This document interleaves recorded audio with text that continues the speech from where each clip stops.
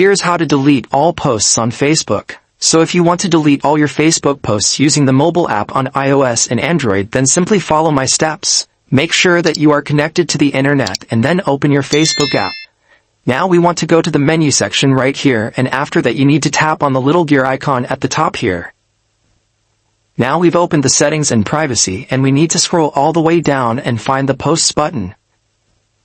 Click on it, and now we'll see two different options in here. We want to click on this limit who can see past posts, and then limit past posts.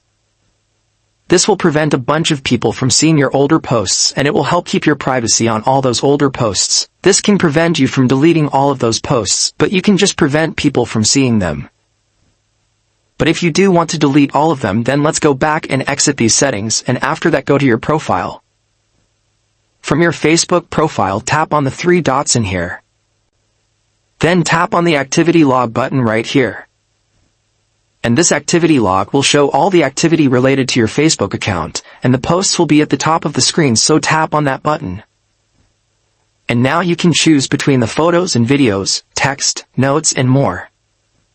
I'll choose the text updates, and now when you want to delete them you can simply select them at the left side here and then tap on Recycle Bin.